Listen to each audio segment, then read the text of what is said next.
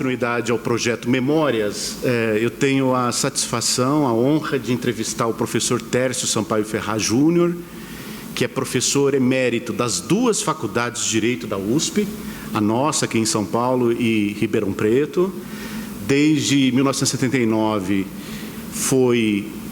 ele ganhou o concurso de titular do Departamento de Filosofia e Teoria Geral do Direito e foi professor por cerca de 40 anos na disciplina de Introdução ao Estudo do Direito. Eu registro alguns livros do professor Tércio, Direito, Retórica e Comunicação, que foi a sua livre docência, Função Social Dogmática Jurídica, a sua tese de titularidade, e o livro mais conhecido, mais lido, Introdução ao Estudo do Direito, publicado pela primeira vez em 1988 e já teve várias edições. Professor, é uma satisfação tê-lo aqui conosco e a gente vai iniciar a nossa conversa falando do seu período de estudante aqui na Faculdade de Direito. O senhor entrou, me corrija, em 1960 e se graduou em Direito em 1964. Concomitantemente fez filosofia também. Então eu gostaria de perguntar sobre o seu período como aluno aqui na faculdade. Bom, eu me preparei, acho, por um bom tempo para entrar na Faculdade de Direito do Largo São Francisco, que tinha para mim assim um espectro quase romântico, né? Desde estudante, ainda com 16, 15, 16, 17 anos, a faculdade me impressionava do seu lado romântico, isto é, principalmente do seu lado poético. Isso foi uma coisa que me chamou sempre a atenção. Os grandes poetas brasileiros que tinham passado por aqui. Castro Alves, Fagundes Varela, eram figuras que eram do meu interesse em leitura e que, de alguma forma, apontavam o meu destino para a faculdade, para esse edifício onde nós estamos nesse momento, e tudo que o cerca, o Largo São Francisco. Eu tive essa preparação sempre na minha memória como uma diretriz que me levava à faculdade. Isso aconteceu, afinal, em 1960. Me lembro de episódios naquela época marcantes para mim. O vestibular era feito aqui na faculdade, com professores da própria faculdade. Nós éramos examinados, claro, havia uma prova escrita, uma dissertação sobre um tema, e havia depois exames orais. Nós éramos examinados em latim, tínhamos que traduzir um texto, éramos perguntados sobre literatura latina, havia prova de português, enfim, uma língua estrangeira. A sensação de ser examinado por aqueles que seriam nossos professores depois era bastante marcante. O senhor se lembra da sua banca? Algum nome? Algum nome eu lembro. Eu me lembro de ter sido examinado em latim pelo professor Miguel Reale. Me lembro que foi ele que me fez fazer uma tradução. Não tenho certeza do tema, mas enfim, era um texto de Ovídio. Eu tive que traduzir para ele, e daí vieram perguntas que ele próprio fazia. Na verdade, era uma coisa curiosa. O examinador era um professor livre-docente, o equivalente na época, o professor Amazonas. Mas não sei porquê, o professor Amazonas já era um homem de idade, porque o Reale já era mais moço, e ele, com professor catedrático, presidia a banca, por assim dizer. Né? E era uma situação sui generis, eu me lembro disso. Né? O professor Amazonas ficava do lado, não fazia pergunta, e quem fazia todas as perguntas, tomava conta da banca, era ele, Miguel Reale. Então esse foi, afinal, o meu primeiro contato com o professor Miguel Reale, me examinando em latim. Me lembro disso. E depois ele foi seu professor de filosofia do direito? Ele foi meu professor de filosofia do direito aí em 1964.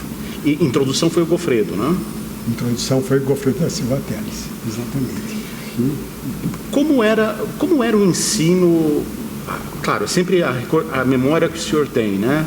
Como era o ensino jurídico nesses 4 anos? Qual era a ênfase do ensino jurídico aqui na faculdade? Qual é a lembrança que o senhor tem? Era um ensino voltado eminentemente para um estilo Coimbrão, ou seja, aulas expositivas. Era assim que funcionava. Praticamente não existia, por assim dizer, seminários ou algo semelhante. Eu me lembro, acho que no primeiro ano, com o professor Goffredo da Silva Teles, ele criava a possibilidade de um seminário. Quem dava o seminário era o irmão dele, o Inácio da Silva Teles, que, aliás, foi uma coisa muito importante para mim naquela época. Esse seminário, Inácio da Silva Teles, foi voltado para a filosofia da história. Foi com Inácio da Silva Teles que eu aprendi a ler Spengler, a decadência do Ocidente. O curso foi sobre a decadência do Ocidente. Mas era um seminário livre, para quem quisesse. Eram talvez 5 alunos, 6 no máximo. E não tinha nenhuma obrigatoriedade, nem resultados. Era, mas, por assim dizer, algo que se oferecia. Fora isso, praticamente, durante o curso não tinha seminários, eram só aulas expositivas. Minto. O professor Cesarino Júnior, ele cultivava esse lado de seminários. Na cadeira de legislação social, como se chamava, né? Ele não usava o termo de direito do trabalho, ele preferia legislação social. Havia seminários, né? E os seminários, me lembro naquela época, voltados para o direito previdenciário. Né? Mas fora isso, o curso inteiro foi de exposições e não passava disso.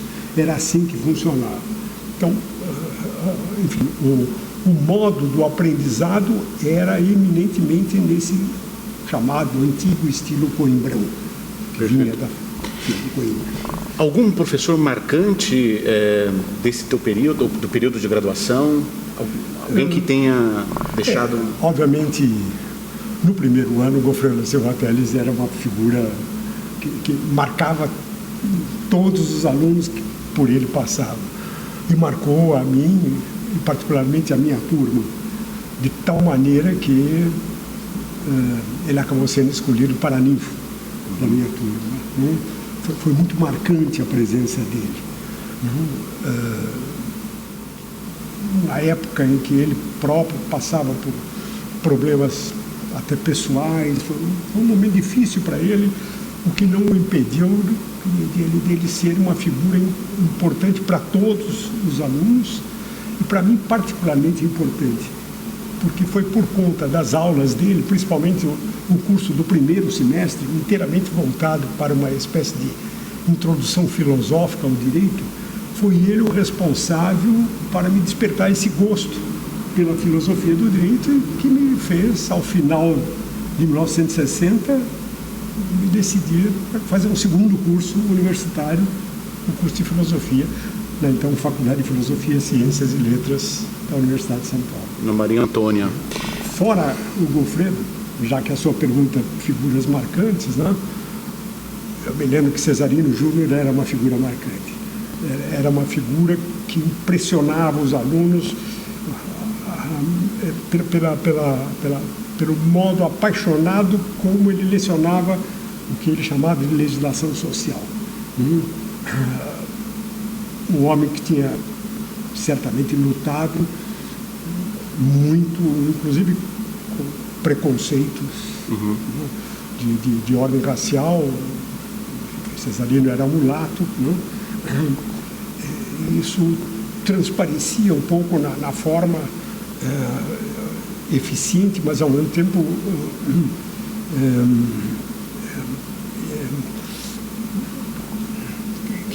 exigente do curso que ele dava. Ele era o único que dispunha de seminários para acompanhar as suas aulas expositivas. E, obviamente, na sequência, depois, no quarto ano, para mim, o professor Miguel Reale foi a consagração de todo o curso, sem dúvida nenhuma. Como o senhor cursou paralelamente a faculdade, o departamento de filosofia, né? Que não existia na época. Que não se chamava departamento de filosofia, era a faculdade. Eram cátedras.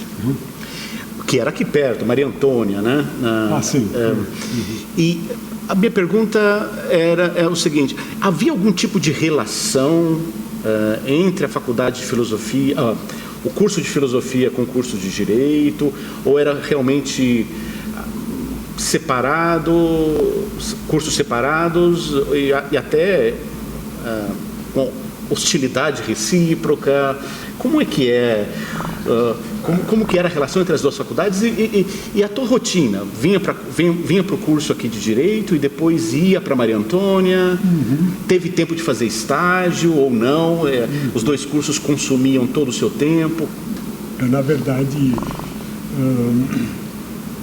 quando fiz o vestibular para Filosofia, aliás, fiz o vestibular da Faculdade de Filosofia, da USP e da PUC. Passei nos dois e optei pela USP. Com um incidente que eu sempre me lembro, na época, hoje eu não sei como é que é, mas na época era proibido você fazer duas faculdades da Universidade de São Paulo, porque, por presunção, você tirava lugar de outros. Então, o privilégio era concedido uma vez só. Mas como na época não existia sistema de computação, a possibilidade de você perceber que um aluno fazia um curso em duas faculdades da mesma universidade, a chance disso ser descoberto era mínima. E não descobriram. Eu entrei em 61 na Faculdade de Filosofia e me formei em 64 nas duas faculdades. Sem que isso causasse nenhum problema. A Faculdade de Filosofia da Faculdade de Direito, da Faculdade de Filosofia, Ciências e Letras, ela tinha uma marca personalizada, naquela época, na figura do professor Cruz Costa, que sempre se indispôs com o professor Miguel Reale, e vice-versa. Eles se respeitavam, mas não se falavam, por assim dizer. Para mim, aquilo foi uma experiência única. A possibilidade de estar numa faculdade em que Miguel Reale, que depois reitor duas vezes, uma figura exponencial da Faculdade de Direito e do direito no país, de um lado, e de outro lado uma figura que era, por assim dizer, o seu, entre aspas, inimigo teórico. E, ao mesmo tempo, ambos se respeitando. Então, essa experiência foi uma experiência, de fato, singular.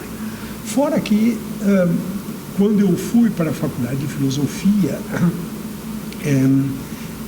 lá eu tive uma experiência didática diferente. Ao contrário da Faculdade de Direito, as aulas expositivas eram, por assim dizer, relativamente minimizadas. Não se dava ao estilo Coimbrão a importância que na Faculdade de Direito ele tinha. Lá havia seminários, e os seminários eram com assistentes. Ao contrário do que acontecia na Faculdade de Direito, onde assistentes, até quando eram livre-docentes, mal tinham chance de dar aula, lá ao contrário, os assistentes tomavam conta. Os Costa tinha lá os seus assistentes, Lívio Teixeira, que era o outro catedrático da faculdade, também tinha os assistentes, de modo que eu, na Faculdade de Filosofia, tive um contato diferente e até de uma forma muito mais intimista. Na Faculdade de Direito, a cátedra se impunha já a partir da sua própria etimologia. Cátedra, cadeira. Era um lugar onde o catedrático se sentava e nós ficávamos do outro lado. Na Faculdade de Filosofia, por conta desse estilo seminário, de discussões, o intercâmbio com os professores era muito mais aberto. Lá, no segundo, terceiro dia, com esses assistentes, a forma de tratamento era imediatamente você para cá, você para lá. A Faculdade de Direito jamais conseguiria me dirigir ao professor Miguel Reale pelo nome, nunca. E lá não se usava terno? E lá não se usava terno. E o senhor vinha de terno para cá e tirava o terno para ir para a Faculdade de Filosofia? Na verdade, lembrando esse outro lado da sua pergunta, eu estudava de manhã na Faculdade de Direito. Eu vinha para o Lago São Francisco, tinha aula a manhã inteira. Depois durante anos, eu trabalhava à tarde, não em escritório de advocacia. Eu fui dirigir uma revista eclesiástica da época, chamada Carta aos Padres. Enfim, eu conhecia um jesuíta. Padre Libre? Padre Libre. Qual jesuíta? Esse que me convidou chamava-se Gislandi, mas a instituição que ele dirigia se reportava a um outro jesuíta. Padre Lebré? Não era o Lebré, mas o Lebré era uma figura importante nesse contexto. E eles criaram, existia essa revista destinada ao clero. E por essas e aquelas, lá fui eu dirigir essa revista. Para a qual escrevi bastante, fazia o curso de filosofia, o curso de direito, e os temas da época afloravam. Nós vivíamos todo o período da Guerra Fria.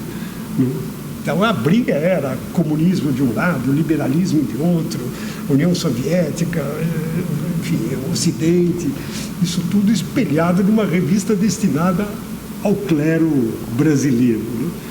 Isso é o que eu fazia à tarde. E à noite eu ia para a Faculdade de Filosofia. Obviamente, à tarde eu não precisava usar a gravata, era, entre aspas, um jornalista. À noite eu ia para a Faculdade de Filosofia sem gravata. Mas aqui, a minha turma foi a última turma que usou gravata até o fim do curso. Foi nesse período da graduação que o senhor teve a participação no cinema, na atuação, acho que teatral? Sim, isso também foi um outro lado da minha experiência, uma espécie de vocação que depois acabei abandonando. Quando eu estudava no colégio ainda, no Colégio São Luís, eu fui aluno de jesuítas, eu sempre me interessei por teatro. Dentro do colégio, fui estimulado a fazer teatro, dentro do próprio colégio, em sessões de fim de ano, sempre se fazia uma apresentação teatral na entrega dos prêmios para os alunos que eu tivesse merecido. E eu comecei a fazer teatro no curso colegial. Por conta disso, depois, já de 1960 para 1961, quando eu estava aqui na faculdade, eu recebi um convite de uma artista, naquela época, de uma atriz de televisão, que sempre que participou pioneiramente de um programa na televisão brasileira, na época da TV Tupi, dedicado à obra de Monteiro Lobato. Ela era e foi a primeira Emília nas apresentações de televisão. Chamava-se Lúcia Lambertini. E por esses azares, ela, enfim, acabou procurando e me convidou para fazer uma novela de televisão numa TV que funcionava junto com a TV Tupi, por assim dizer. E eu participei desse. Foi uma novela na televisão. Eu, de fato, tive essa experiência de artista de televisão, por assim dizer, inclusive percebendo como aquilo, naquela época, ainda que não fosse uma coisa do outro mundo, repercutia. Me lembro de andar na rua e gente me identificar. Era uma novela destinada à juventude e eu via crianças olhando e falando, olha lá. Enfim, foi uma experiência curiosa. Interessante. Ainda ficando no período da graduação, né?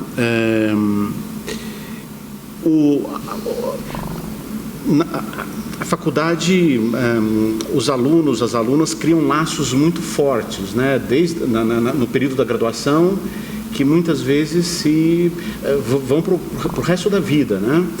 E a sua amizade com o Celso Laffer ela é emblemática, né?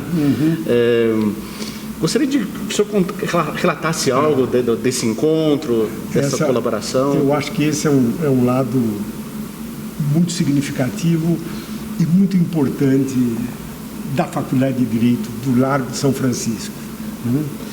E, por alguma razão, talvez até misteriosa, não dá para dizer bem porquê, ela, de fato, congrega os alunos de uma forma inusitada.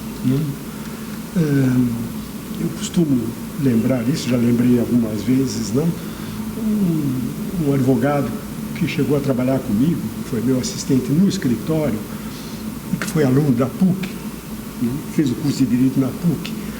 Um dia ele me contou isso, que quando ele foi fazer Direito, ele tentou entrar no Largo de São Francisco, não entrou na PUC e acabou fazendo a PUC. E que ele confessava, por conta disso ficou talvez um leve ressentimento, quando ele olhava o Largo de São Francisco. E nesse ar de ressentimento, ele me dizia que, às vezes, encontrando um colega, enfim, alguém, colega, você é advogado? Eu sou advogado também, Quando o colega se virava para ele e falava, então você também é advogado? Qual é a sua turma? Ele dizia, na hora eu identificava, esse aí estudou no Largo de São Francisco. Porque é uma coisa curiosa, não é toda a faculdade, mesmo dentro da Universidade de São Paulo, onde esse espírito de turma seja tão forte. É incrível como na faculdade ele é tão forte, que aliás nós estamos agora até reforçando isso, contando a idade das turmas conforme o nascimento da faculdade, turma, número tal. Isso foi sempre muito forte. Eu fiz a faculdade de filosofia também. Estudei 5 anos aqui, 4 anos lá. Não tive turma na faculdade de filosofia. Tive colegas, um outro, mas perdi o contato com eles. Não ficou. Os colegas da faculdade de Direito do Largo de São Francisco, a minha turma de 1964, até hoje se reúne, até hoje tem contato, até hoje eu sei quem é quem, enfim. Esse espírito é um espírito que marca a Faculdade de Direito do Largo de São Francisco, mesmo dentro dessa área maior que é a Universidade de São Paulo. Isso eu acho que é um dado que merece ser sublinhado. E alguma história com Laffer durante a graduação? Que o senhor... O Celso Laffer eu conheci, obviamente, em 1960. Que fez letras, né? Ele fez letras. Ele não chegou a concluir o curso, mas nós nos conhecemos um pouco nesse ambiente. Já no primeiro ano, com alunos, o professor Goffredo, e o interesse que as aulas do professor Goffredo nos provocava, talvez nos tivesse aproximado de alguma forma. Tanto que no fim do ano eu fui fazer filosofia e ele foi fazer letras. Aliás, ele se tornou depois um discípulo importante do Antônio Cândido, do professor Antônio Cândido. Ele não concluiu o curso, mas ele chegou a frequentar a faculdade filosofia, ciências e letras na área de letras, né? Enfim, por conta disso dá para perceber que nós tínhamos, de fato, uma espécie de comunidade intelectual já germinando desde o primeiro ano da faculdade.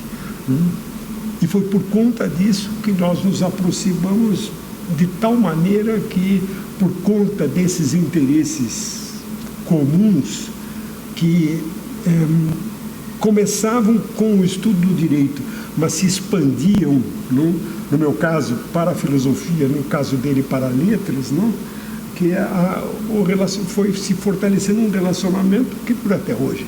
Sim. Acho que durante os 5 anos da faculdade, ele foi, por assim dizer, o meu amigo dileto, sem dúvida nenhuma. E com ele, um pequeno grupo que também não se desfez. Continua até hoje.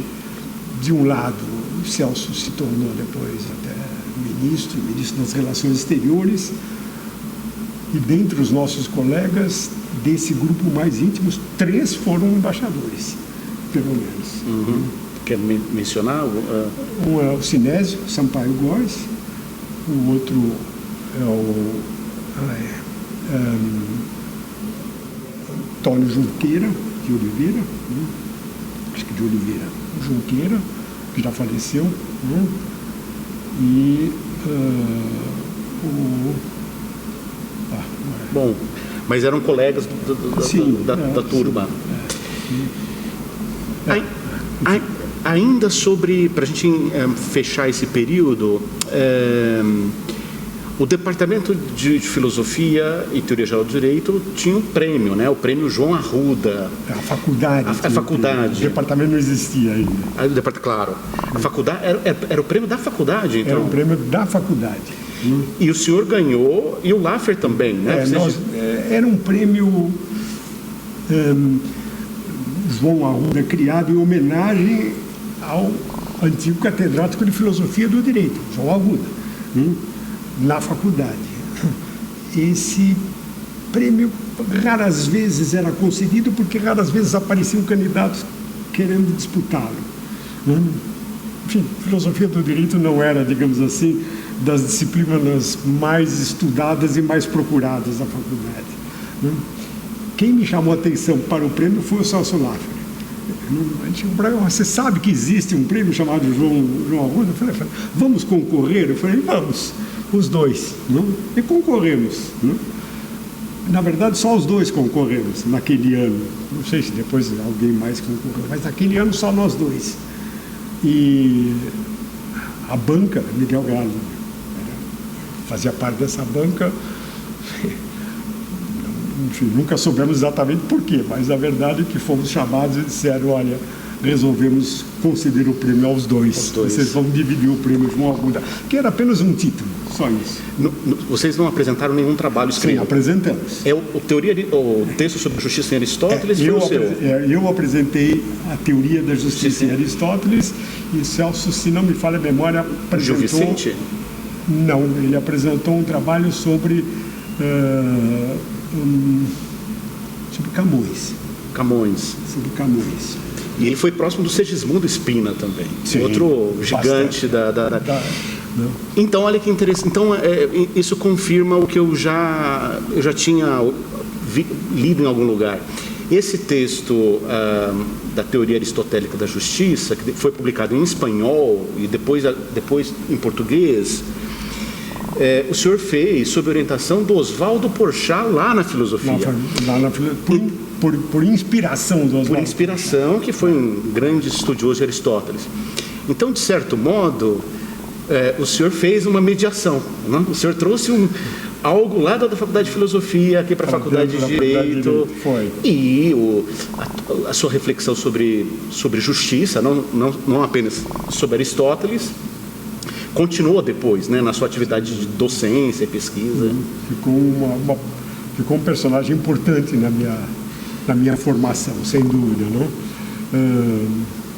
Aliás, um episódio desses curiosos, já que você pouco fez a pergunta, né, algum episódio curioso, me aconteceu justamente por conta desses estudos que eu fui fazendo no correr do tempo da filosofia aristotélica, e especialmente me interessando pela questão da justiça. Quando eu estava no 5º ano, me lembro desse episódio, o professor Reale, dando a sua aula expositiva, entrou no tema da justiça. E olhando com um certo ar assim, quase que de desprezo, quase de desprezo, vocês não leem nada, dizia ele. Precisam estudar, precisam ler. Ter uma cultura mais ampla do que ficar simplesmente estudando códigos, etc. Por exemplo, justiça. Alguém aqui sabe o que disse Aristóteles sobre justiça? E ele fez a pergunta na expectativa de que ninguém respondesse. E eu lá no meu canto levantei a mão e fiz uma pequena exposição da teoria aristotélica da justiça. Me lembro que os meus colegas ficaram extremamente satisfeitos. Salvou a honra da turma. Salvou a honra da turma.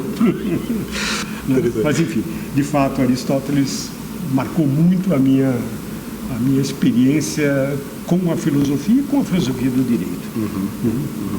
E foi até o tema que eu escolhi para esse prêmio João.